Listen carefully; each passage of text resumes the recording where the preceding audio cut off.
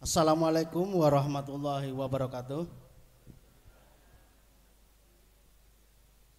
Perkenalkan Gus, nama saya Widodo dari Kertasari, Suradadi, Tegal. Ngacung Pak gak ketok kula. Oh, nggih nggih nggih. Umpetan cilik soalnya Gus. Nggih. Pangapuntennya niki nyuwun sewu badhe tanglet. Pertanyaannya mungkin keluar dari tema pada malam hari ini Gus. Mohon maaf sekali lagi. Pertanyaannya seperti ini. Bagaimana cara supaya tahu asal usul penciptaan nur dari yang kosong menjadi sifat? Seperti itu Gus.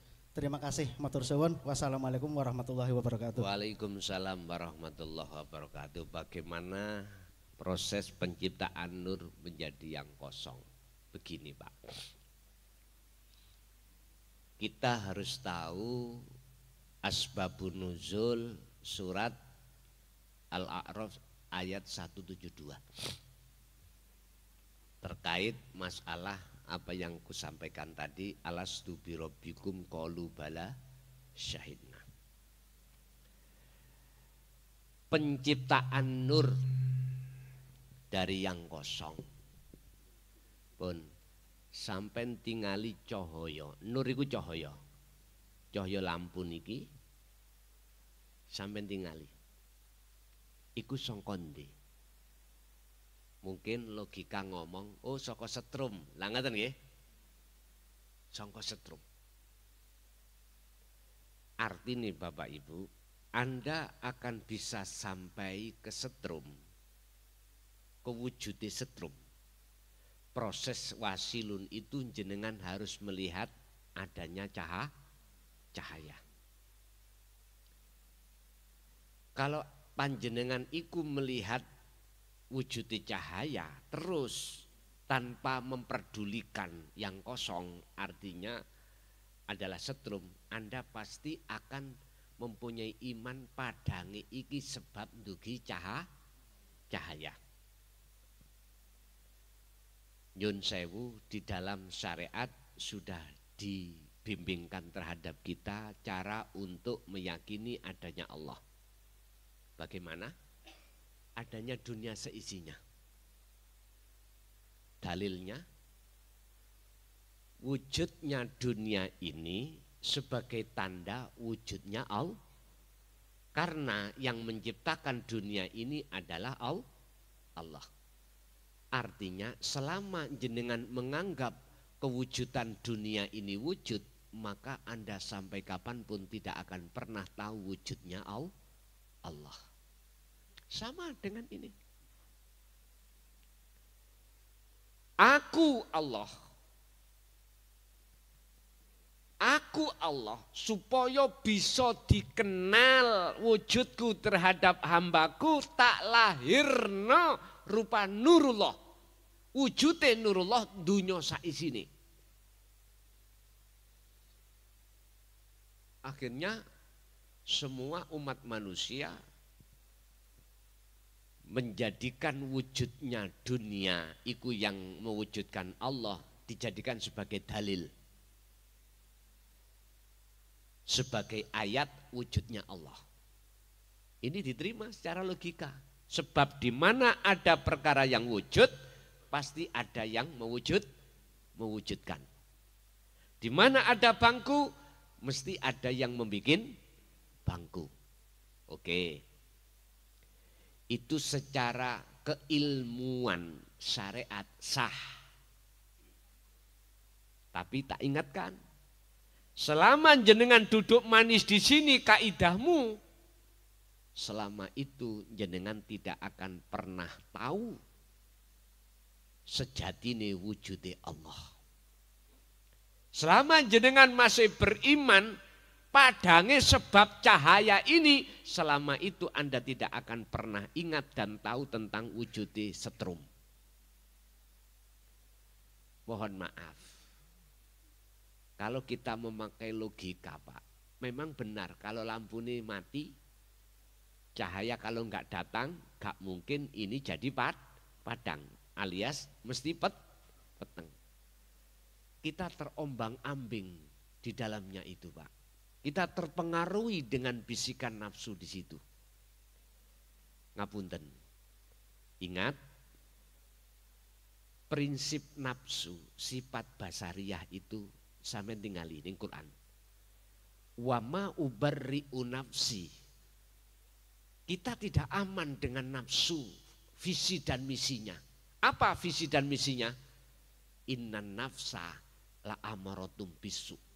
Ngejak hati lali nang Allah, justru ngejak hati iman nang selain Allah.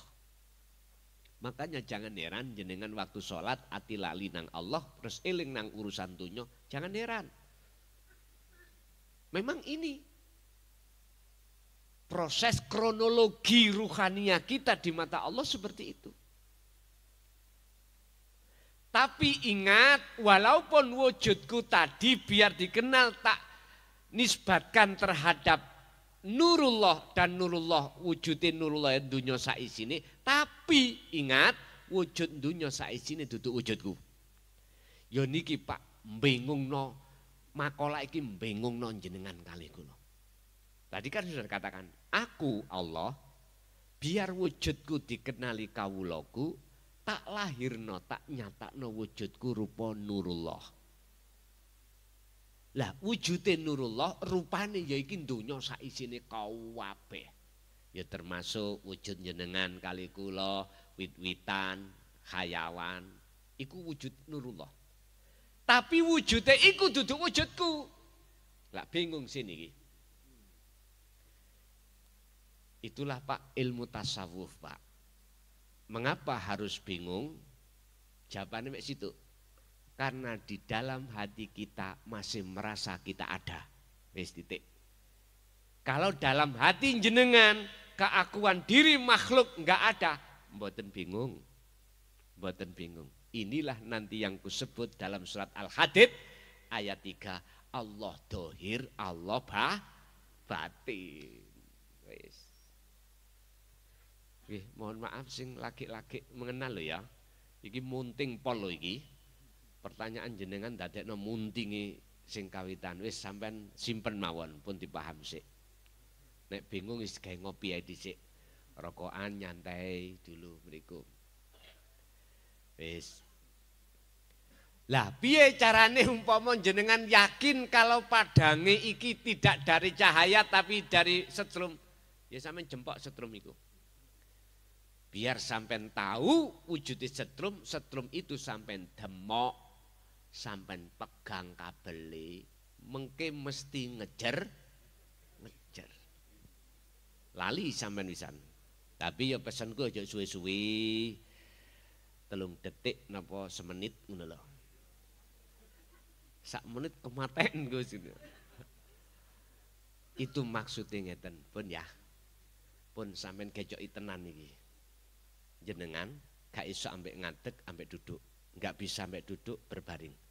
Biar jenengan iki njempok setrum. Akal iki lepas urusan dunya. Bersamaan dengan itu hati sing tadinya duwe rasa wujud, keakuan diri lepas. Gampangnya sampean melepaskan diri. Rasa iki sampean unculno rasane urip duduk rasa jenengan. Pun nemriku mengke nanti di situ jenengan akan ngalami proses di mana jenengan iku makslep lali urusan dunya. Wis sampean gak usah takut. Manakala diterjadikan sampean masuk di dalam alam kefanaan gelap, wis jangan takut. Pun sampai ikuti Allah memperjalankan jenengan ini. Sampai di mana jenengan nanti akan menemukan satu alam gung lewang liwung. Artinya sampai akan masuk dalam atu alam di mana terang benderang tidak tahu datangnya cahaya dari mana dan keakuan diri sampai tidak ada. Yang berkibar di situ hanyalah innani anallah.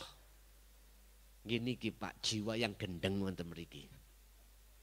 Ati sampean mesti gendeng nang Allah wonten mriki. Wis, tapi sampean gak usah wedi.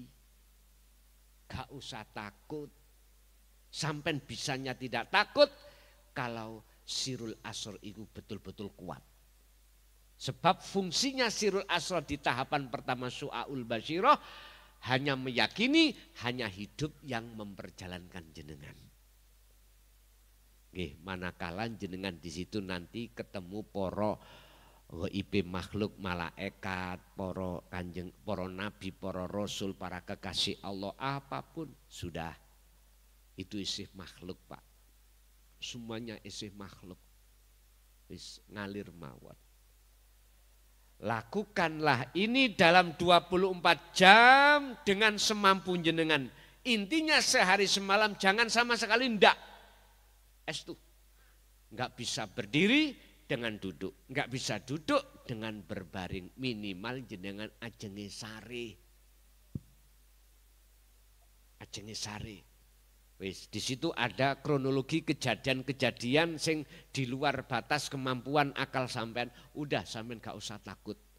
Sok kadang jenengan iki ruhaniyah semerap jenengan keluar dari jasad sampean. Wis biarin. Sampean nganu teh, ojo wedi. Aku kok iso balik apa gak usah takut. Ingat prinsip ketika ajal itu sudah waktunya, ya gak balik. Ketika itu enggak waktunya, ya belum datang, mesti balik. Wis prinsipnya itu tok aja. Bon, iku carane sampean kali kula untuk dikatakan jempok setrem, ketemu Allah di situ. Wis, ini gua surat Ali Imran ayat 191.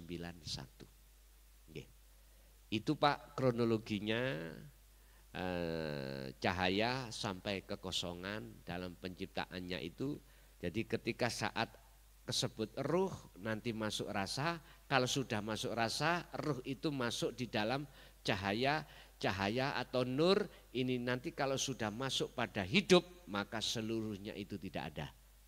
Mulai ruh, rasa, cahaya, terus Allah nama sudah tiada.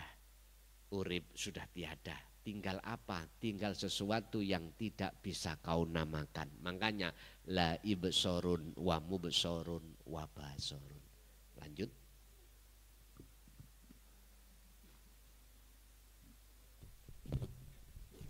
Mohon izin kula saking pembimbing. Assalamualaikum warahmatullahi wabarakatuh. Kula saking pembimbing Ustaz saking Kertasari, Kecamatan Suradadi, Kabupaten Tegal, badhe tanglek dumateng Bapak Kyai. Apa asal kejadian diri atau ihsan? 2. Apakah alam semesta yang tidak kelihatan itu adalah hidup? Apakah semua makhluk ada di dalamnya? Mohon dijelaskan. Kula mohon pandonganipun kula nderek ngaos kali pembimbing dari Kertasari. Wassalamualaikum warahmatullahi wabarakatuh. Waalaikumsalam warahmatullahi wabarakatuh. Inna lillah wa inna ilaihi raji'un. Asal muasal paran sangka Gusti Allah ya kudu balik ning Gusti Allah. Asal muasal jenengan fitrah harus bisa kembali fitrah. Nabi Adam asalnya negeri surga akhirat, bukan penduduk bumi. Nanti harus bisa kembali ke surga, bahasanya tadi. Kalau kita melihat proses asal muasal dari ahad, wa idh qala lil malaikati inni ja'ilun fil ardi khalifah. Sebelum manusia ini Allah ciptakan, Allah itu dawuh terhadap para malaikat. Malaikat, inni ja'ilun fil ardi khalifah. Aku mau menjadikan khalifah di muka bumi ini. Khalifah itu pemimpin. Ternyata itulah manusia. Semua malaikat pada saat itu setuju. Kecuali namanya Ajazil. Wakola Aidon Banul Jan. Mereka mengatakan, Ajazil itu berkata gini Pak nang Allah. Ya Allah, bukankah kami setiap saat waktu bertasbih, bertahmid, mensucikan jenengan? Apakah nanti tidak akan menjadikan tumpah darah di muka bumi? Ajazil itu jawabnya ngoten. Lalu Allah bersabda, Inni a'lamu ma la ta'lamun. Ini sak temeni ingsun. Ingsun Pak. Diterjemahkan secara syariat, ingsun iku Allah. Yang dawuh. Iku a'lamu, luweh ngerti, luweh paham, ma ing apa ta'lamun kang orang ngerti sira Ajazil. Ngoten iku Ajazil iku keringetan sak jagung-jagung Pak. Ketika saat didhawuhi Allah ngoten. Bapak Ibu, ini Nabi Adam belum ada. Nur Muhammad di dalam diri jenengan yaiku wiji kang dumadi sak lebete urip. Sesuai dengan tanyakan tadi ning ahad. Cara gambar fisik nutfah di dalam mani itu ada sel. Itulah yang disebut Nur Muhammad. Bapak Ibu, ini kronologinya. Akhirnya secara syariat Allah menciptakan Adam. Jasate dari saripati tanah. Rohipun dari Allah sendiri. Yang secara bijaksana disebut Nur Muhammad. Sehingga tanpa Nur Muhammad, semua dunia saisi ini tidak akan pernah wujud. Jikalau tidak ada ndok, ya gak ono pitik. Sebetulnya bukan telur itu Pak. Elas di dalam telur itu loh yang disebut Nur Muhammad. Gak akan terjadi wujudnya ayam. Pun. Ketika sudah wujud Allah dawuh. Wa idh qala tatkalane dawuh sapa Allah Gusti Allah lil malaikati terhadap malaikat. Usjudu do sujuda sira kabeh li Adama maring Nabi Adam. Akhirnya kamredeg malaikat iku sujud. Iki hukum syariat jenengan iku sujud nang kotak watu. Tahu kotak watu? Ka'bah. Iki hukum syariat. Tapi maksud hakikate ruhaniyah sampean sujud sing nguasai kotak batu itu. Ka'bah itu. Mbon tersinggung loh ya. Mbon tersinggung. Iki hukum syariat. Tapi maksud hakikate ruhaniyah sampean sujud sing nguasai kotak batu itu. Ka'bah itu. Mbon tersinggung loh ya. Mbon tersinggung. Ini proses kita memangnya. Tapi ila iblis. Kecuali iblis ajazil wau. Sebab apa? Aba wastakbar wa kana minal kafirin. Di dalam diri iblis itu ada sifat yang namanya takabur. Sebab apa muncul takabur? Allah dawuh. Iblis dalam Gusti. Apa yang menjadikan penghalang dirimu kau tidak mau bersujud atas perintah aku? Jawabannya sederhana, Pak. Ana kholaktani minar wa kholaktahu mintin. Duh Gusti, kula kan sampean jadikan dari api, sedangkan Adam dari tanah. Mulia mana? Mesti mulia dari api. Dari arah itulah Pak. Akhirnya iblis nggak mau patuh atas perintah Allah. Nyun sewu. Ini kinayah. Ini sanepan Pak. Ini isyarah. Maksudnya sebenarnya bagaimana? Nyun sewu. Kita golongan manusia. Ada yang miskin, ada yang kaya.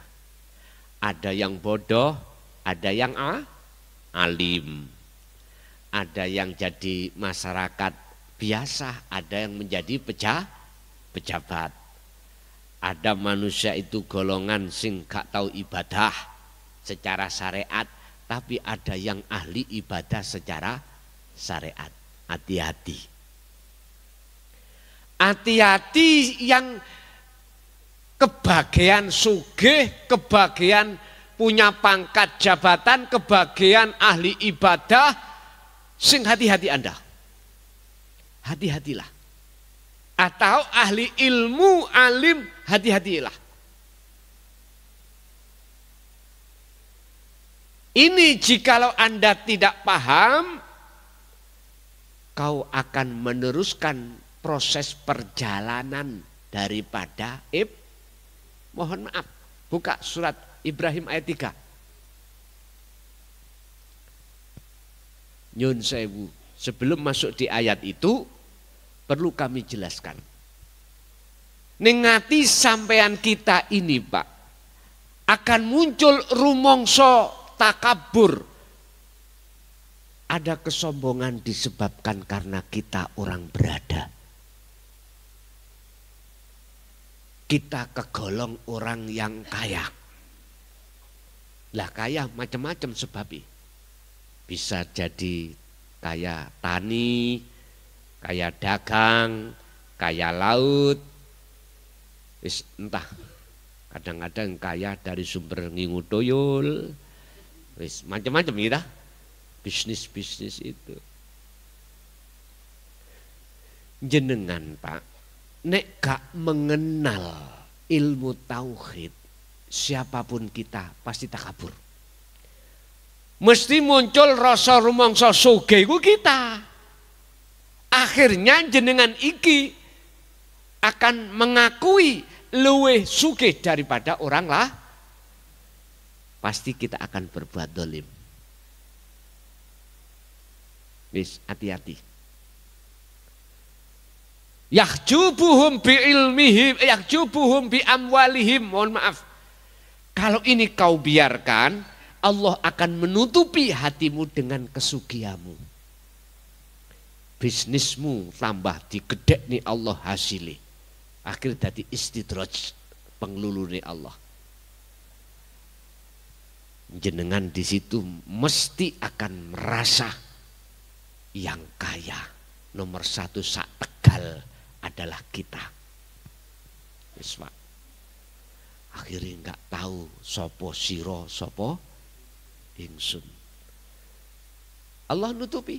Hati-hati. Satu. Dua, oleh karena kita mulai kecil dididik ilmu fikih, ilmu hadis, ilmu Quran, ilmu alat, akhirnya kita alim ilmu itu. Bahkan menjadi penasehat.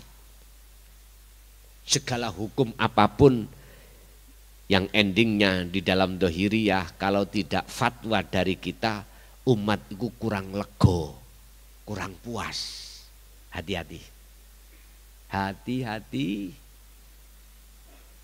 Bisa jadi kita dalam hati akan rasa takabur pada Allah atas ini semuanya. Pada sifat ilmu jelas sifat ma'ani, sifat wajibnya Allah.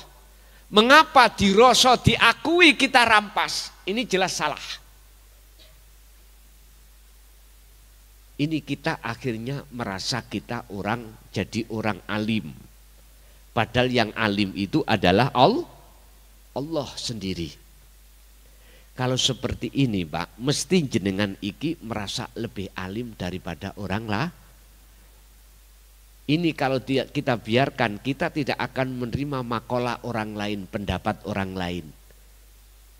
Membenarkan pendapat saya sendiri yang berhak, yang harus dipakai. Wis, ini adalah takabur di mata Allah. Hati-hati. Yahjubuhum biilmihim. Allah akan menutupi dengan ilmu itu terhadap hati kita, sehingga hati kita sampai kapanpun akan buta terhadap Allah. Na'udzubillah. Lagi rasa takabur akan muncul dalam hati kita disebabkan kita merasa lebih baik daripada orang lain. Dengan bentuk kita disebut oleh masyarakat al-ubad, ahli ibadah. Secara dohiriyah. Mohon maaf, hati-hati. Allah bisa menjadi menutupi hati sampai dengan status al-ubad tadi.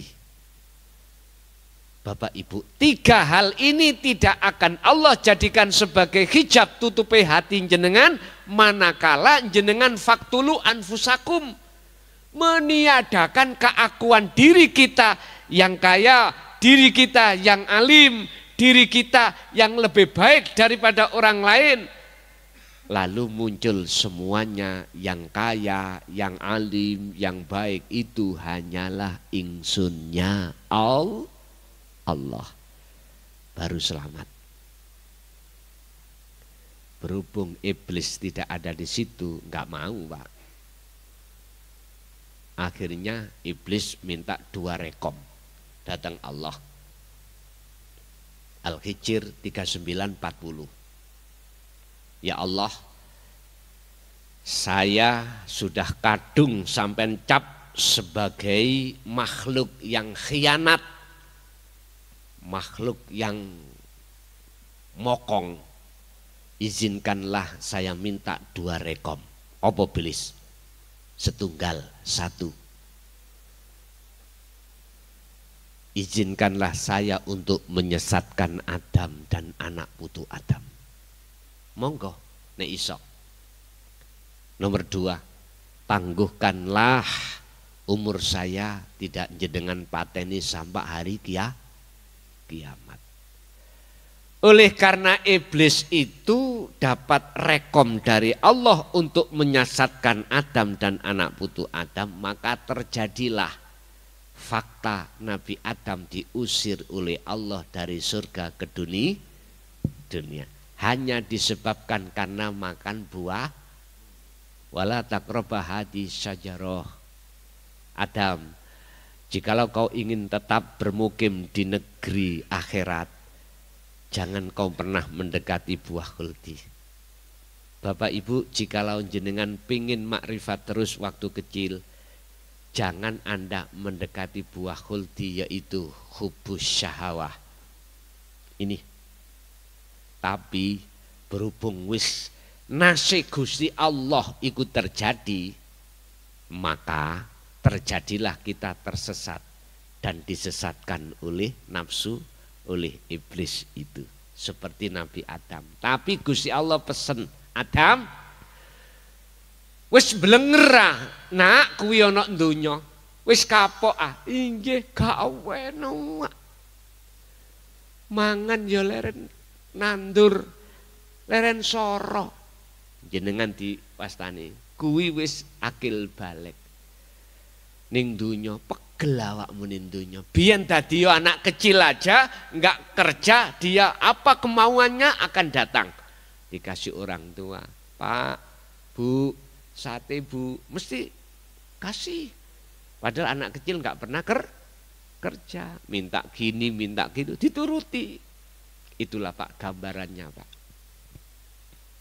Sekarang proses jenengan kadung sudah seperti ini, Allah mengingatkan. Adam, ingin balik anak? Nggih Gusti. Tapi ono syarate. Apa syarate? Niki lho sampeyan cekel. Fatalaqqa Adamu mir Rabbi kalimatin fataba alaihi. Syarate mung situk. Adam bisa balik nang negeri asal akhirat, jenengan balik ke fitrah nang Allah syarat di situ. Apa menurut ayat itu? Harus menerima kalimat. Kalimat iki wahyu. Wahyu itu bukan sawah payu lo ya. Wahyu. Sing dimaksud wahyu niki fitrah Pak. Apa yang menjadikan hati jenengan itu bisa kembali pada Allah. Itulah kefitrahan wahyu. Saya jawab, yang disebut kalimat adalah wahyu sing didik ruhaniah jenengan, tinggalkan iman selain Allah. Pun titik. Anik butullaha wastanibut tauhid. Arahkanlah imanmu, ruhaniahmu itu hanya pada hidup. Wastanibut tauhid, lan jauhkanlah hatimu dari tauhid selain Allah. Faqala aidon wa may yakfur bit tauhidi wa yu'min billah, barang siapa meninggalkan tauhid maka wa yu'min billah, dia akan bertemu Allah. Carane ya niku wau, terusno oleh zikir niku. Fataba alai, kesalahan Nabi Adam memakan buah khuldi, diampuni Allah. Kesalahan jenengan memakan buah khuldi yang akhirnya menjadi syirik khafi akan diampuni Allah karena kembali pun. Wis. Mutu qoblal maut, lakukanlah hal ini sebelum datangnya kematian. Ini Bapak ya.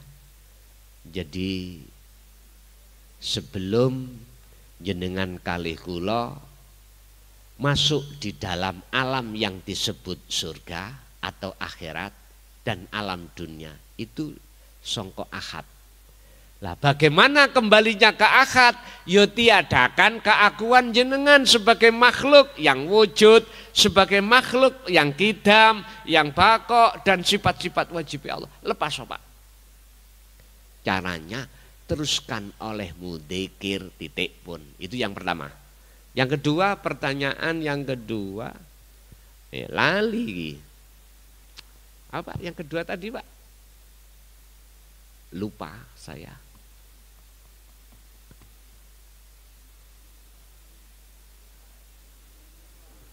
Podo lali nih.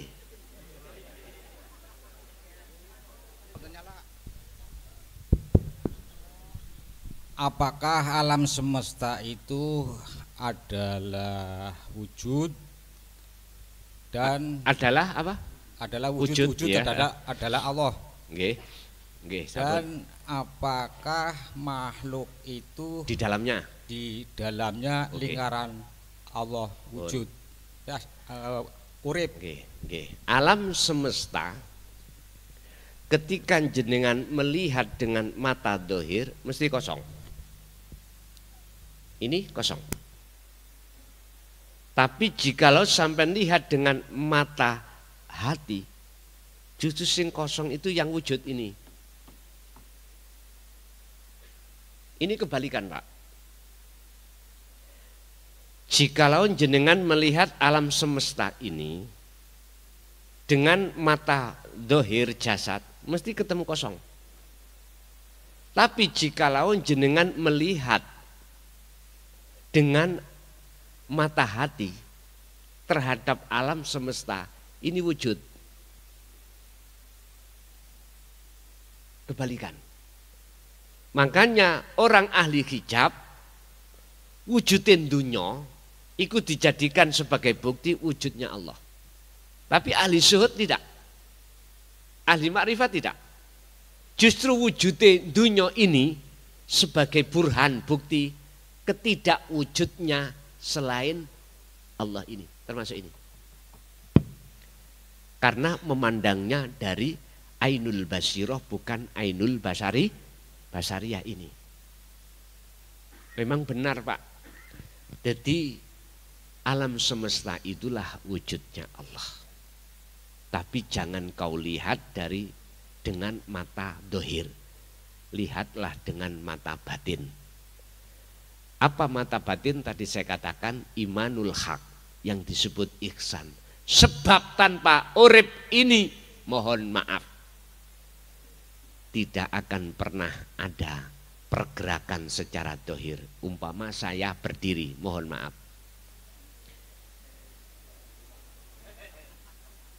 Kalau saya tidak bergerak, bayang-bayang gak akan bergerak.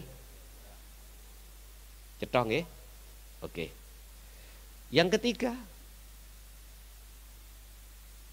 apakah makhluk itu di dalamnya itu? Tinggal kita memandangnya dari mana. Kalau memandangnya dari mata dohir, benar. Sebab apa? Sebab yang melayani seluruh makhluk itu adalah urip iku. Contoh, kita bisa ke sini, yang menjadikan bisa ke sini siapa? Urip. Oke. Kita makan, siapa yang menggerakkan dalam makan? Urip, hidup, ya. Sampai kita telan dan lain sebagainya. Intinya hanya urip itu yang melayani kita setiap detik. Dalam hal melihat, mendengar, berucap, bernafas, apapun tidak bisa lepas dari hidup. Tapi jikalau mandangnya ini dari pandangan rohaniyah, tidak ada selain daripada yang ada. Bagaimana mungkin perkara yang tidak ada itu bisa melihat yang ada, bisa bergerak? Enggak bisa. Yang bisa bergerak, yang bisa melihat, itu yang ada sendiri. Sik bingung.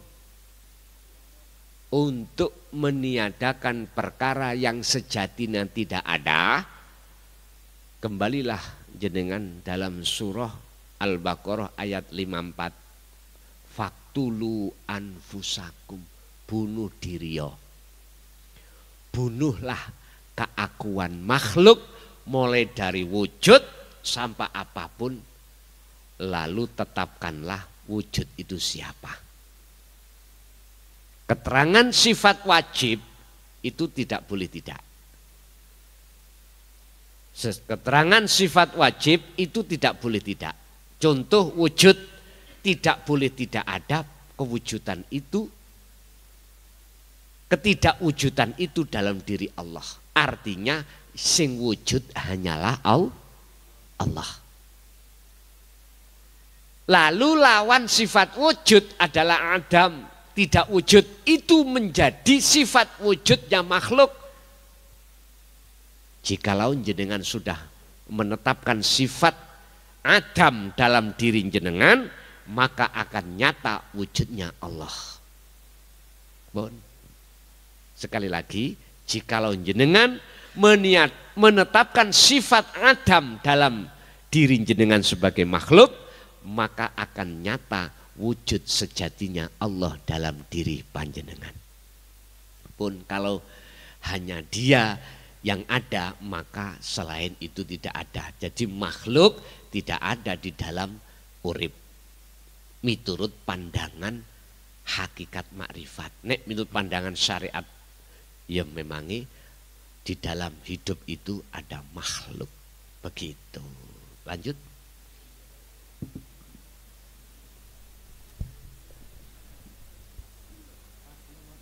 Assalamualaikum warahmatullahi wabarakatuh. Perkenalkan, nama saya Kajan dari Kertasari, Suradadi, Tegal. Saya akan bertanya kepada Bapak Kiai terkait dari awal masalah sholat. Bagaimana ketika sholat sedang sholat, akan tetapi saya mengingat pada Allah atau hudur, akan tetapi lupa akan rakaat atau bacaan. Apakah menurut syariat itu sholatnya sah atau tidak? Atau itu sah secara hakikat? Kedua, bagaimana orang yang masih di wilayah atau di makom syariat saja itu rohaninya masih najis atau tidak? Terima kasih. Wassalamualaikum warahmatullahi wabarakatuh. Waalaikumsalam warahmatullahi wabarakatuh. Saya harus memakai dua kacamata. Kacamata syariat dan hakikat. Kacamata manusia dan kacamata Allah. Miturut kacamata syariat, berhubung jenengan waktu sholat iku ati sampai gendeng nang Gusti Allah, syariat itu nggak bisa mengkiri hukum. Di dalam ilmu fuqaha tentang fikih dari mazhab siapapun, wong gendeng iku nggak bisa hukumi. Orang gila loh ya. Jadi dalam syariat itu terbatas menghukumnya itu. Harus sesuai dengan dalil akliyah. Kalau dia tidak berakal, akhirnya dilalaikan Allah, ya sudah. Syariat nggak bisa menghukumi. Terus bagaimana kacamata hakikat? Hafidhu ala sholawah was sholatil wusta wa qumu lillahi qanitin ai khashiin. Wajib sholat itu khusyuk bertemu Allah. Tapi untuk bertemu Allah ada dua golongan. Satu khos, kedua khawasul khawas. Kalau khos berarti dilalaikan akal sampean, tidak hanya hati, akal dilalaikan jenengan iki posisi dalam sholat. Apalagi rokaat lalai. Nggak bisa hukum syariat menghukumi. Karena sampean iku majnun. Jadab. Oke? Pun satu. Nomor dua, secara kacamata hakikat mengunggui Allah, yaitu yang disebut inni wajjahtu wajhiya lilladzi fataras samawati wal arda hanifau wa ma ana minal musyrikin.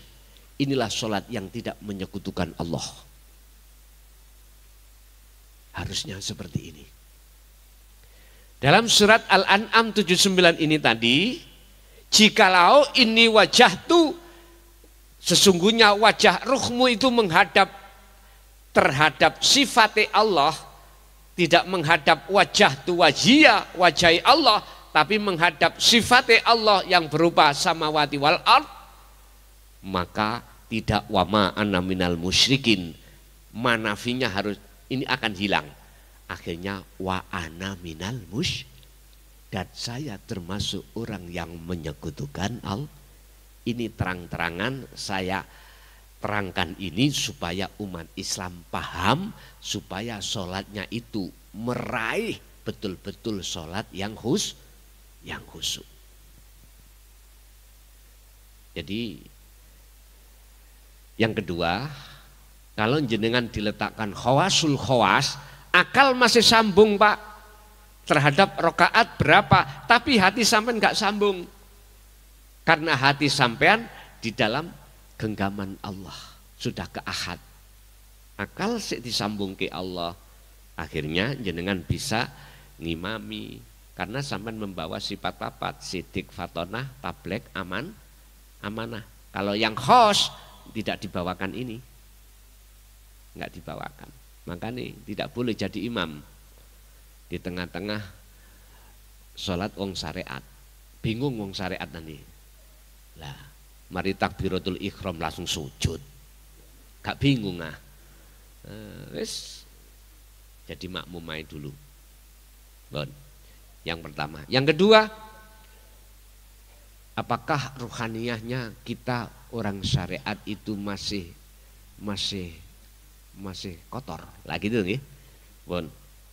Tadi sudah saya katakan manusia itu ada jasmani, ada rohani. Jasmani dididik hukum syariat, rohani dididik hukum hakikat. Jasmani hablum minan-nas, rohani hablum minallah. Jasmani dunia, rohani akhirat. Apakah kita yang ada di syariat itu ruhaniyahnya mesti masih kotor? Jawabannya ada dua. Jikalau jenengan berjalan dengan kaki satu, piye rasane? Pincang toh? Pincang. Jikalau hati jenengan belum menerima yastami'unal qaula wa yattabi'una aksanahu. Az-Zumar ayat 17-18. Orang yang dipilih oleh Allah, maka kita asline masih kotor di mata Allah, bukan di mata manusia. Ruhaniyah kita masih najis. Dikatakan najis sebab di dalam hati kita fi qulubihim maradun. Fajadahumullahu marada. Masih ada banyak penyakit, Pak. Tapi kita tidak merasa selama ini. Iblis ngomong, Gusti, semua Adam dan anak putu Adam akan kujerumuskan, kecuali satu yang tidak bisa aku jerumuskan. Siapa? Illa ibadaka minhumul mukhlasin. Ayat 40 surat Al-Hijr. Siapa mukhlasin itu? Orang yang dipilih Allah. Siapa yang dipilih? Dijawab Az-Zumar ayat 17-18. Dialah alladzina yastami'unal qaula wa yattabi'una ahsana. Dialah dia yang sudah mendengarkan ajan Rasulullah di jalur dinul haq. Dia tidak hanya beriman akan tetapi juga melaksanakan. Jenengan tadi sudah beriman tentang rasa terus sampean lakokake, yaitu minhumul mukhlasin. Kalau jenengan sudah masuk di situ, berarti jenengan inilah yang dimasukkan surat Al-Hijr ayat 40. Ini kok gak gampang, Pak, nafsu melebu jenengan, ati jenengan waktu sholat. Gak gampang. Karena Allah yang menjaga jenengan lewat cahaya makrifat dalam diri jenengan disebabkan karena selalu hati jenengan berzikir. Pun kembali pada pertanyaan. Apa memang pertanyaan yang kedua lali aku, Mas.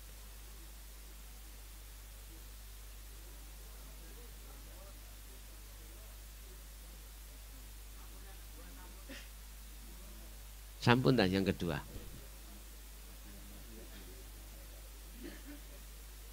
Ada yang ketiga mboten? Mboten enten. Mungkin ibu ada? Ada ibu yang bertanya? Kalau enggak ada kita kembali ke Bapak. Masih ada Bapak? Monggo. Assalamualaikum warahmatullahi wabarakatuh. Waalaikumsalam warahmatullahi wabarakatuh. Perkenalkan Gus, saya Ahmad Marzuki dari Ralu Dongkal Pemalang. Yang ingin saya tanyakan seperti ini Gus, di dalam syariat di rukun iman antuk minna billahi wa malaikatihi wa kutubihi wa rasulihi wa bil yaumil akhiri wa bi qadri khairihi wa syarihi. Yang akan saya tanyakan di wa bi qadri khairihi wa syarihi itu adalah keseluruhan bahwa baik dan tidak baik adalah ciptaan Allah. Tapi di sini praktek kita disuruh bahwa manakala yang baik dinisbatkan ke Allah, tapi yang tidak baik dinisbatkan pada diri kita yang melakukan. Bagaimana menurut Gus dalam pandangan hakikat di hal yang seperti itu? Atas jawabannya saya ucapkan terima kasih. Assalamualaikum warahmatullahi wabarakatuh. Waalaikumsalam warahmatullahi wabarakatuh. Syuhudul wahda fil kasroh. Ahli syuhud itu selalu meniadakan selain Allah. Sehingga beliau selalu ada di alam kefanaan. Ingat, zikir di dalam hikam itu ada 4, Pak. 4 golongan. Ada orang yang berzikir lesannya tapi hatinya lalai. Ada orang yang hatinya berzikir pada Allah tapi juga lalai pada Allah. Ada yang ketiga, orang yang berzikir tapi dia itu masih merasa dirinya ada, tapi Allah sudah terasa dekat. Yang ketiga tahapan, orang yang berzikir sudah kefanaan selain Allah. Berkenaan dengan pertanyaan khairihi wa syarrihi minallah. Satu ayat lain, jikalau ada yang baik itu datangnya dari Allah, jikalau jelek itu datangnya dari dirimu sendiri. Maksudnya nafsu. Jenengan biar tidak menuduh ada sesuatu yang berkuasa selain Allah, harus syuhudul wahdah fil kasroh. Artinya mengahadiahkan untuk menuju ke ahad. Mengahadiahkan hal-hal yang banyak untuk menuju ke tunggal, ke esa. Piye carane? Empun ningali nama Allah, empun ningali nama malaikat, empun ningali hal-hal yang kayaknya dari makhluk. Tapi lihatlah hidup. Kita kalau melihat hidup maka tidak ada nama baik dan buruk. Karena enggak ada. Buruk ya sesebutan makhluk, baik ya sesebutan makhluk.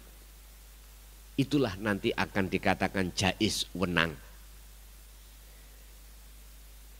Secara hakikat kita memandang, jangan mandang baik buruknya, karena itu makhluk. Pandanglah hidup yang berperan siapa. Kembali lagi caranya, faktulu anfusakum, tiadakanlah, fanakanlah selain Allah di dalam dirimu. Kalau sudah jatuh di dalam wilayah itu, maka walaupun miturut orang lain dikatakan baik atau buruk, tetap jenengan beriman datangnya dari Allah. Modali mana? La haula wala quwata illa billah. Niku modal jenengan. Semua makhluk itu laksana patung. Cara orang Jawa laksana dalang dengan wayang. Walaupun yang dimainkan di kelompok Ngastino kan jelek gitu. Tapi siapa yang memerankan? Terus yang memerankan di dalam Negoro Ngamarta baik kanan siapa? Dalang lagi. Tinggal kita melihat dari mana, Pak? Kalau kita melihat dari sisi makhluk, beda, kita gak menyebut, gak ingat pada dalang. Siapa sih ngomong Petruk, Bagong? Siapa sih ngomong di dalam Ngastino? Di situ Buto Ijo, loh nana Buto ah. Wis pokoke golongan sing kiwa-kiwa niki lho. Tapi jenengan nek gelem kembali langsung asine sing ngomong sinten? Jawabane Pak Dalang. Tinggal kita melihat dari sisi mana gitu aja, Pak. Lah, kalau melihat dari ayat jikalau iku sayyi'ah jelek min nafsih dari dirimu, dari diri siapa? Kalau jenengan sudah masuk dalam hidup, ya diri Allah. Diriku kan dari huruf nun faksin toh Pak, nafsu, ingsun, diri. Tinggal diri lari kemana? Diri Allah apa diri makhluk? Makanya hilangkan kedirian makhluk dalam dirimu, pasti akan nyata dirinya Allah. Begitu Pak. Tapi tetap saya menghormati di dalam sistem syariat. Mengapa dikatakan kalau baik dari Allah, kalau jelek dari dirimu sendiri? Iku supaya secara jasmani kita tidak terbiasa melakukan perkara yang jelek. Ngoten lu asli nih. Makanya ada hukum dua, larangan dan perintah ada di situ. Cuman sayang sedikit, hukum larangan perintah secara rohaniah itu tidak mereka terima. Ini. Sehingga kita orang syariat sampai kapanpun tetap rohaniah kita di mata Allah najis. Dikatakan najis, dalam hati kita masih ada iman selain Allah. Lanjut. Masih ada? Assalamualaikum warahmatullahi wabarakatuh. Waalaikumsalam warahmatullahi wabarakatuh. Perkenalan Gus dari Tegal. Begini Gus, ada sedikit cerita. Ini kejadian baru kemarin-kemarin. Di saat waktu sholat, anak saya masih nonton TV Gus. Terus saya mengingatkan anak saya, Dek, TV-nya dimatikan, segera sholat, ingat Allah. Segera ingat Allah. Nah anak saya nanya Gus, Pak kalau ingat Allah apanya yang diingat? Saya belum bisa jawab Gus. Jujur saja, saya bingung ya. Terus saya sering melihat Gus di YouTube ya, menerangkan Allah itu hidup, Allah itu hidup. Sengertinya saya hidup itu ada dua unsur Gus. Hidup secara syariat, yaitu hidup yang dihidupkan makhluk. Hidup hakikat adalah dia yang maha hidup, Allah Subhanahu wa ta'ala menurut saya. Kemudian secara syariat juga ya rasa ada dua, rasa ada dua unsur. Rasa lahir dan rasa batin. Lah, di sini Gus mengatakan tadi zikir dengan rasa. Zikir yang dengan rasa tentu bukan pakai ucap ya Gus ya. Lalu rasa yang mana Gus? Apa yang lahir apa yang batin? Di sini saya bingung Gus. Jadi ada 3 pertanyaan Gus. Satu, ingat Allah apanya yang diingat, supaya nanti ya kalau anak saya pulang saya bisa jawab. Nanti saya mau tanya Gus gitu. Saya tunggu Pak, ya. Nah tadi hidup itu ada dua, syariat hidupnya makhluk, hidup yang dihidupkan dan hidup yang hakikat yang maha hidup. Terus rasa lahir, rasa batin pakai yang mana Gus? Terima kasih. Assalamualaikum warahmatullahi wabarakatuh. Waalaikumsalam warahmatullahi wabarakatuh. Dengan cara bagaimana kita mengingat Allah, lewat mana? Yang diingat itu apanya, gitu dah. Oh, ngoten. Sadar atau tidak sadar jenengan, kita itu ruhaniyah sebelum diletakkan di dunia ini dulu sudah ketemu. Dengan modal itulah jenengan akan mengingat. Dengan cara bagaimana kita mengingat. Kembali kepada asal. Inilah yang kumaksud sangkan paraning dumati. Ngingatnya itu jenengan harus sadar kalau kita itu tiada. Kalau kita itu Adam. Ketika kita sudah sadar kalau kita itu tiada, maka disitulah akan muncul ingat yang sebenarnya. disebut ingat yang sebenarnya. Apa? Kesadaran yang ada hanya aku Allah. Wes. Niki tidak semudah kita membalikkan tangan loh Pak ya. Kalau Syekh Ibnu Athaillah dawuh itu birriyadati wal azkar, harus prihatin dan terus berzikir. Apanya yang diingat? Ya dah. Itulah kesadaran keakuan Allah. Yes. Bagaimana kita bisa dikatakan ingat pada Allah? Wong kita enggak ada. Bagaimana kita yang enggak ada dikatakan bisa ingat kepada yang ada? Berarti yang ingat siapa Pak? Allah sendiri setelah jenengan kali kula meniadakan dengan bentuk kesadaran bahwasanya diri itu tidak ada. Itu caranya. Simple jawabin ngene. Nah, gini nak, cara untuk mengingat Allah. Sing ingat iku Allah. Setelah diri kita, keakuan diri kita itu tidak ada. Jikalau sudah ada kesadaran diri kita tidak ada, itulah tanda-tanda sudah dikatakan ingat pada Allah. Sebab yang ingat Allah itu Allah sendiri. Wis kurang genah nak, madepon nang kaca pengilon. Ketok wajahe sapa nak awakmu? Engko lak jawabane ketok wajah kula sendiri. Ya iku maksude. Pun satu. Nomor dua, masalah hidup. Jadi ya, ada yang hidup sebab dihidupi, ada yang hidup maha hidup yang menghidupi. Atau dikatakan hidup dohir, hidup batin.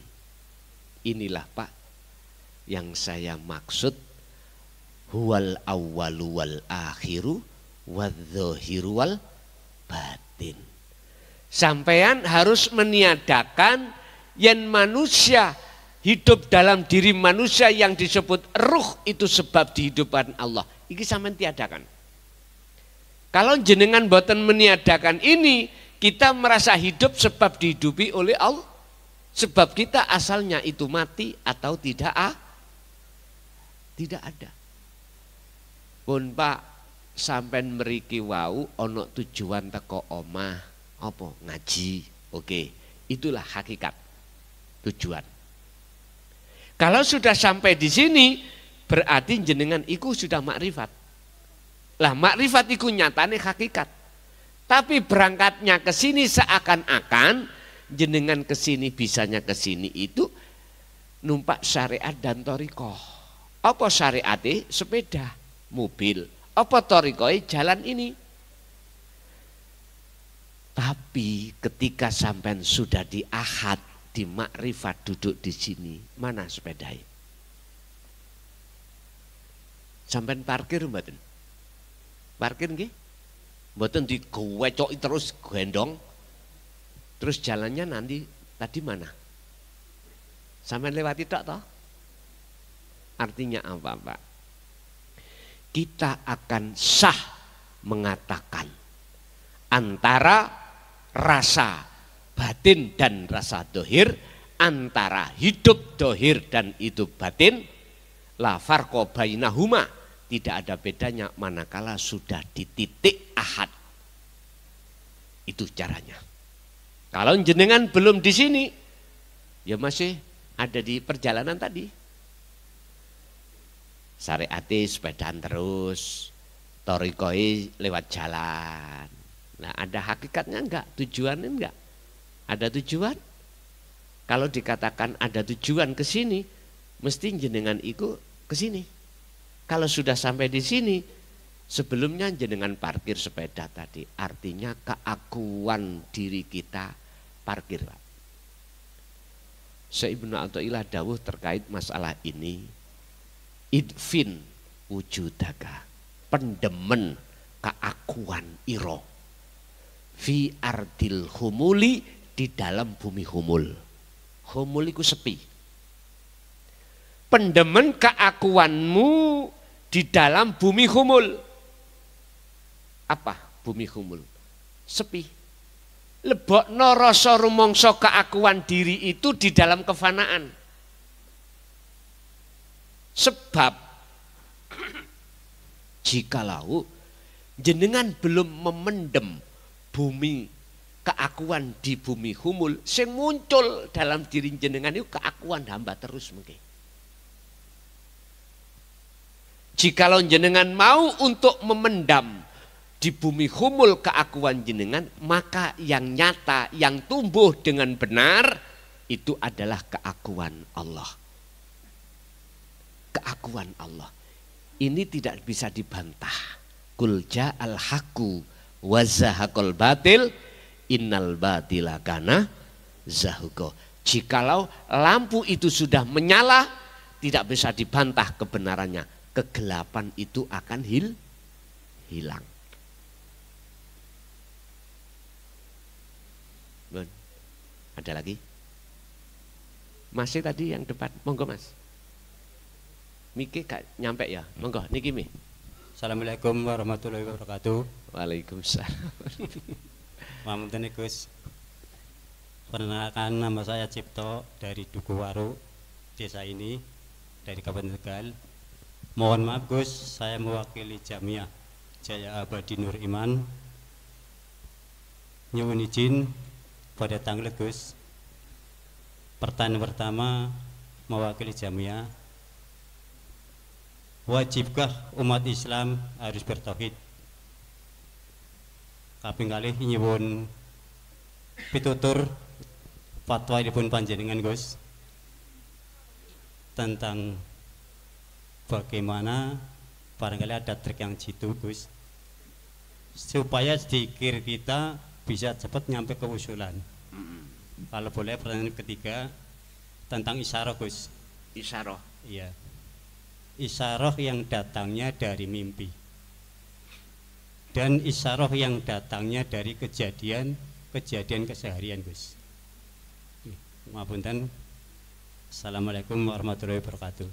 Waalaikumsalam warahmatullahi wabarakatuh. Satu kali lagi nggih, niki sudah mencapai jam 12, besok kami juga kerja ya. Masih pakai yang depan ini ya. Lali dari Jamiah, wajibkah umat Islam untuk bertauhid? Nggih. Pun. Sampai padosi surat apa ayat gini. Huwaladzi arsala rasulahu bil huda wa dinil haq. Surat apa? Pasti ini Al-Qur'an. Di Google mentingali. Dialah Allah yang mengutus utusannya ai Muhammad bil huda dengan membawa petunjuk wa dinil haq ai dinut tauhid dan membawa agama yang mengesahkan pada Tuhan. Tauhid itu artinya adalah ilmu untuk mengesahkan pada Allah. Ini kita awalnya itu Allah kita banyak. Tadi air, gitu, apapun kita imani. Allah kita banyak, kita esahkan, kita tunggalkan. Maksud dan tujuannya apa? Liyudhirohu ala dini kullih. Untuk membebaskan hati jenengan dari belenggunya nafsu. Karena belenggunya nafsu itulah akan menjadikan jenengan iki Allah tidak esah. Untuk mensucikan agama jenengan kali kula sing asale dereng suci. Untuk menyempurnakan keislaman kita yang awalnya kita itu Islam kita belum sempurna. Belum sempurna. Islam kita masih Islam keturunan, Pak. Biar gak hanya keturunan, mohon maaf loh ya. Biar sempurna kafah, maka wajib bertauhid. Hal ini beliau lakukan walau karihal musyrikun, walaupun beliau itu dicaci, dibenci oleh umat. Saya Pak, mohon maaf jujur, 24 tahun ini, cacian, makian, kiri kanan, bahkan saya dipanggil asu, dipanggil babi, dipisui COK. Ajaran ini roti terasa tai sudah biasa. Tapi itu tidak menjadikan saya berhenti. Karena beliau-beliau yang mencaci dan memaki ini belum paham. Kalau sudah paham, aku yakin dia akan merasa selama ini dolim pada Allah. Akhirnya Allah terasa dekat. Ini prosesnya. Makanya ketika Rasulullah masuk di dalam kaum Taif, ajaran beliau bukannya diterima, bahkan dihujat, bahkan Rasulullah diantemi sampai teletongi onta, bahkan dengan batu. Sampai malaikat Jibril ini gak tego Pak terhadap Rasulullah. Muhammad, kaum Taif yang bangkang itu saya blei dengan gunung Uhud bagaimana? Rasulullah jawab, jarno, karena beliau belum mengerti. Siapa tahu dia nanti tidak menjadi pengikutku tapi anak putune. Lah, ya apa sih Pak? Dan ini sudah terjadi pada diri saya ketika tahun 2007. Golongan-golongan yang tadinya itu dikatakan sebagai ahli kitab, itu berupaya saya untuk tidak menyampaikan hal ini dengan bentuk kami itu diusir dari kampung saya. Tapi saya tidak mau keluar. Karena saya mengatakan beliau-beliau itu belum paham dan butuh proses Pak.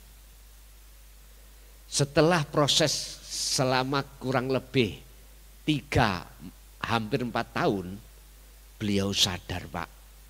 Akhirnya sampai sekarang saya dijadikan sebagai kepala desa. Ayo. Kesimpulannya, orang yang membenci atas ajaran yang kau sampaikan di jalur dinul haq, jangan kau benci. Dia punya 2 hal. 1, karena alasan dia nggak paham. Kedua, dia masih perlu waktu proses. Sampean semerap, kita punya anak kecil yang belum balik, entah umur 3 tahun. Dia suka-suka main di pinggir kolam, kecek sampai air ya dah. Di pinggir kolam. Padahal itu bahaya, dia enggak paham. Kita sebagai orang tua yang mengerti, bagaimana Pak? Diangkatlah anak itu supaya tidak tenggelam lagi gitu. Menangis toh? Menangis. Biarin dia menangis karena dia itu memang belum paham kalau itu bahaya. Kadang-kadang dia suka api, lilin, mercon gitu toh.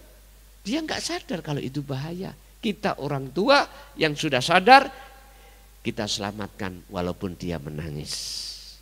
Nanti prosesnya kalau dia sadar, oh iya, ternyata Bapak menolong saya. Lah gitu toh akhirnya.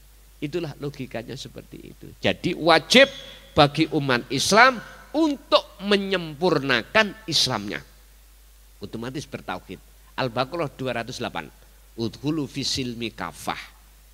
Jikalau sudah sempurna, mengapa berikut ayatnya Allah katakan wala tattabi'u khutuwati syaitan, supaya jenengan itu tidak mudah kena gebyare dunya. Jika mudah bisa kebisikan hawa nafsu alladzi yuwaswisu fi sudurin rinnas. Biar gak mudah seperti itu. 1. Nomor 2, lali. Yang kedua tadi apa Pak?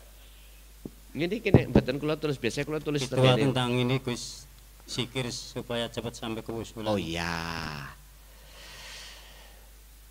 Sampeyan buka surat Al-Insan ayat 25-26. Ini terjadi pada beliau baginda Kanjeng Nabi sampai Kanjeng Nabi itu mencapai derajat maksum di sini. Wadhkur isma rabbika bukrata wa asila wa minal laili fasjud lahu fasabbihu lailan tawilan. Pagi sampai sore, bahkan malam yang panjang, sibukkan hatimu berzikir. Titik. Berarti setiap napas. Waduh angel Gus. Empun ngomong angel dhisik. Memang semuanya itu berawal dari susah. Susah. Tapi kalau itu nanti sudah terbiasa, dengan sendirinya tidak akan bisa putus. Boleh jasad sampean berbicara tentang urusan dunia, tapi hatimu tidak bisa lepas dari zikir. Baik dalam keadaan tidur atau tidak tidur. Waktu tidur, napas pernah berhenti? Disitulah Pak nanti terus berzikir. Itulah mencapai maksum. Yang ketiga, yang terakhir tadi apa? Isyarah. Isyarah mimpi. Mimpi apa tadi? Enggak mimpi apa, dari mimpi aja. Oh dari mimpi. Gini Pak, tentang mimpi itu ada takbir ru'yah. Ya. Mimpi itu proses perjalanan ruhaniyah. Dan mimpi itu ada macam dua. Ada mimpi yang susah, ada mimpi yang senang. Jenengan mimpi dikejar-kejar orang gila membawa kelewang, lari ndak? Lari nggih? Mimpi dikejar-kejar anjing sama lari ndak? Padahal mimpi. Tapi setelah bangun, walah mimpi lagi ya. Jangan main. Jangan main-main. Mimpi itu adalah gambaran proses perjalanan kita masing-masing. Dan itu punya maksud dan terjemahan masing-masing. Tergantung mimpi yang bagaimana. Ada dua mimpi orang, ahli hijab dan ahli syuhud. Niki. Ada dua mimpi seseorang, ahli hijab dan ahli syuhud. Sama dengan kita gak tidur dalam keadaan sadar. Perilaku kita ada perilaku ahli hijab dan ahli syuhud. Ahli hijab mesti gini Pak, husnul a'mali nata'iju husnil ahwal, su'ul a'mali nata'iju su'il ahwal mingkol bin rohibin. Itu perilakunya kita ahli hijab. Segala perbuatan apapun secara fisik, baik yang disebut ibadah murni atau tidak murni, di mata Allah, mohon maaf, nggak bisa dikatakan baik. Bukan di mata manusia. Sebab gini, apik lan eleke perilaku jasmani ini itu tergantung keadaan rohani kita. Lah keadaan rohaniah kita ada dua. Pertama mingkol bin rohibin, yang kedua mingkol bin zahidin. Ini hikam. Mingkol bin rohibin iku tondo ati sampen iku condong madepin nang makhluk. Kalau mingkol bin zahidin condongi hati kepada hanya pada Allah. Di sini Pak. Jadi walaupun baik di mata manusia belum tentu di mata Allah baik. Walaupun jelek di mata manusia belum tentu di mata Allah jelek. Bisa jadi di mata Allah itu baik. Walaupun di mata Allah itu baik, di mata manusia juga baik. Ada lagi yang terakhir, ada baik jelek di mata manusia, lebih-lebih di mata Allah. Mungkin kapan-kapan kita jelaskan terkait dua pandangan, 4 pandangan tadi. Ada kalanya jelek di mata manusia, di mata Allah baik. Ada baik di mata manusia, di mata Allah jelek. Ada jelek baik mata manusia ataupun di mata Allah. Ada baik di mata manusia, ada juga baik di mata Allah. Oke, terakhir ini tadi yang depan, monggo. Oke, Mike.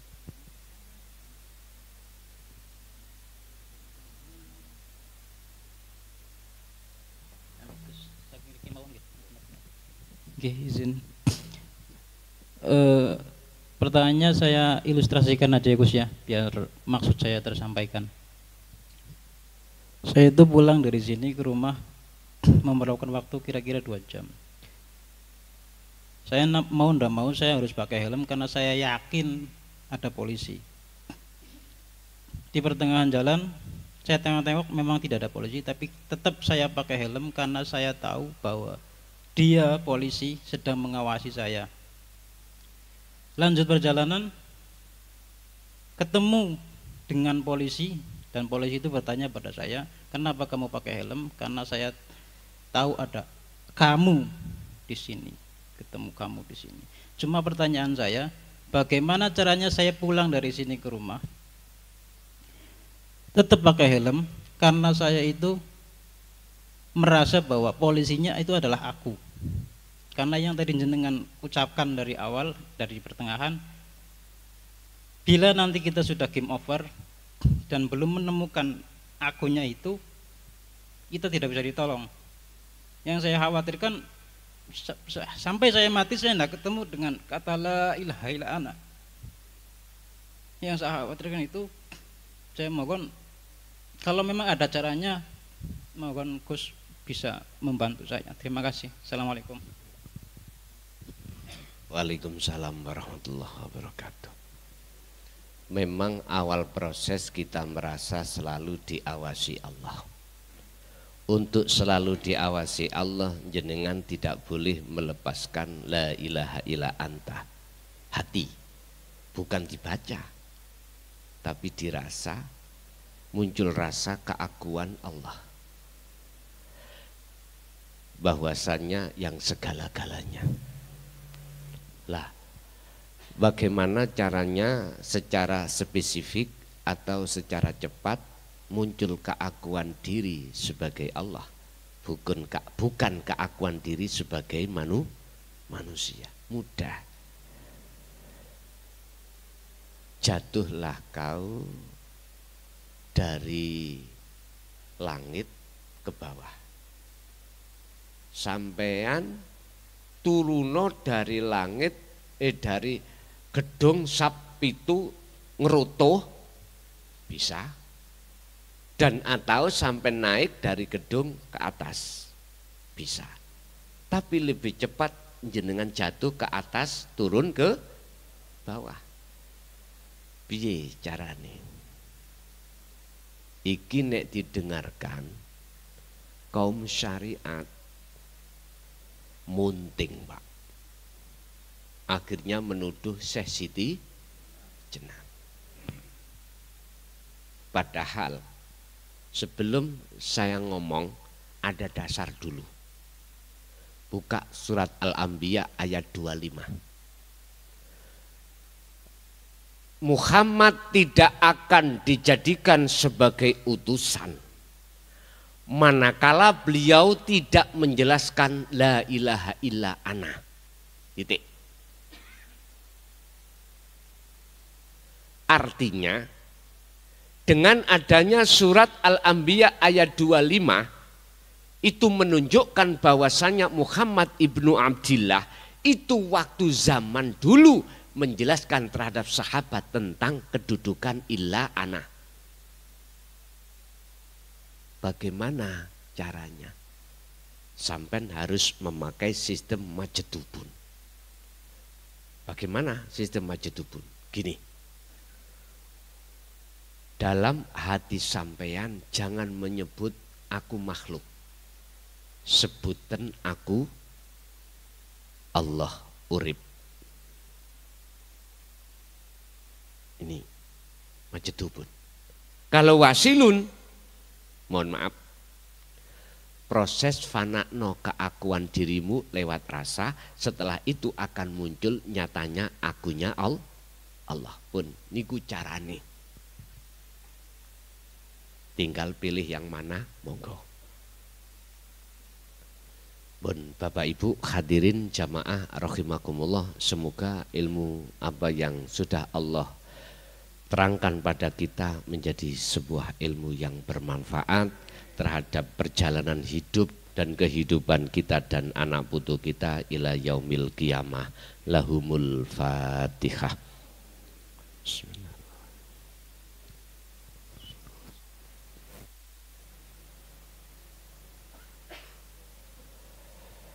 Allahumma shalli wa sallim ala sayyidina Muhammad. Alhamdulillahirabbil alamin. Allahumma yassir lana fi kulli umurina fid dini wad dunya wal akhirah wa ila auladina wa azwajina wa dzurriyyatina wa ahli baitina. Allahumma ya Fattahu ya Alim iftah lana bi futuhil arifin wa ilaihim. Allahumma nawwir qulubana bi nuri hidayatika wa ma'rifatika wa ilaihim. Rabbana atina fid dunya hasanah wa fil akhirati hasanah wa qina adzabannar. Wa sallallahu ala sayyidina Muhammad. Alhamdulillahirabbil alamin. Al-Fatihah.